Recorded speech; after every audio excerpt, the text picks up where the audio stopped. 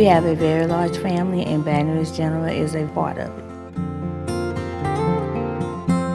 My mother is the monarch of the family. She is the one that goes and takes care of the ones that's sick, even though she's sick herself, especially her brothers. Her blood sugar went up and her color was gone. We didn't know what was going to happen. Once she received that pint of blood, you could see that she was my mom again. We received a call letting us know that my uncle was on the 5th floor. My mom tried to get out of the bed to go upstairs to see him. She was worried because he had a stroke and a heart attack. The next day, Stephanie made sure my mom was able to get up with her IV and go upstairs to see her brother. She lit up. She was excited that she could go see her brother with her own eyes and make sure that he was okay. We look at a patient as a whole, including their families. We had to roll her up all the way to the bed. He tried to scoot over and they just held hands and he started crying. He still made out some words to tell her that he loved her. My mother is doing well. She said that the rehab at Baton Rouge General was one of the best experiences. They actually spoiled her, and I told her she can't go anywhere else because she won't get that service that she had.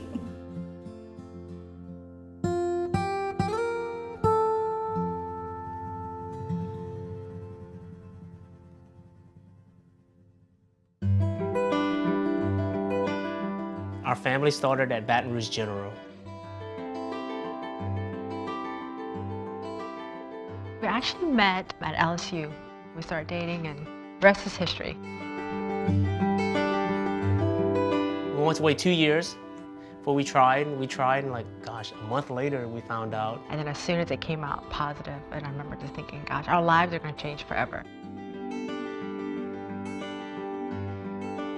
Well, right when I was about 6 months, I'd been having a lot of abdominal pain. And so I'd called the labor and delivery department at Baton Rouge General, and they had told me immediately I needed to come to the hospital. And as soon as I got there, they rushed me in. She was gonna be coming out that day.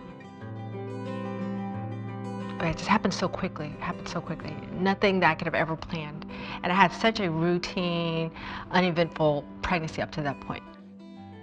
I was super excited. I was a dad, but on the other hand, I didn't know if she was gonna make it. I didn't know how much we had with her. And she was so small, and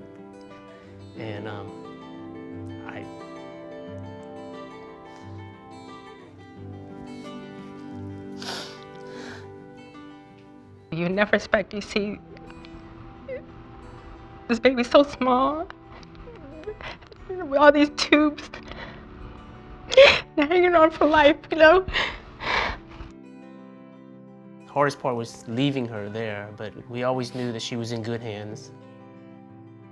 I knew I needed to do something to help them start bonding with Leah, because you never anticipate during your pregnancy that you're going to deliver early. You know, you're worried about what the nursery's going to look like and your baby showers. The simplest thing is having the parent put their finger out and letting the baby kind of grasp it, and that way you can start feeling that bonding and making it a reality that you are a parent, even though the baby's not full-term in the room with you. At the end of the day, they just want to be parents. She didn't have any clothes on for a long time. And I remember I came in, I had put a little bow in her hair, and she had a little dress on. So sweet, remember? And I remember thinking that was such a big step for her to have actual clothes on. Each step of the way, it was so exciting, and it was very eye-opening. It really does make you really see how fragile life is. The second time around, when I was pregnant with Ava, we went, I remember it was like 4 a.m. We went to Baton Rouge General. Her at 6:30. And then, yeah, by 6:30, she was out, and she was healthy. She absolutely had no complications whatsoever. Having 2 births at Baton Rouge General, it Definitely left a positive impression.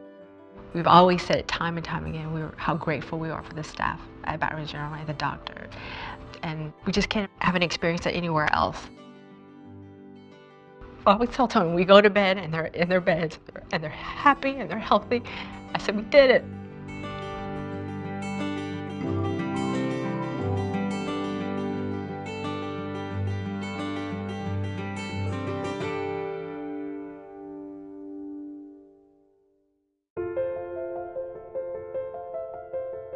The Baton Rouge General treated us like family.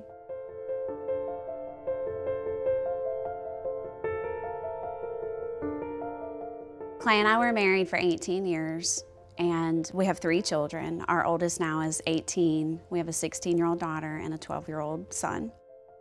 Just a really busy life, but a great life. We had a lot of fun. We've always been very involved in our church. Clay was awesome with our kids. He really just was very involved in the kids' lives and just a great dad. Clay laid down to take a nap, and when he woke up from his nap, I walked in the bedroom and he was sitting in the bed and he already had tears in his eyes. And he looked at me and he said, something is wrong with me.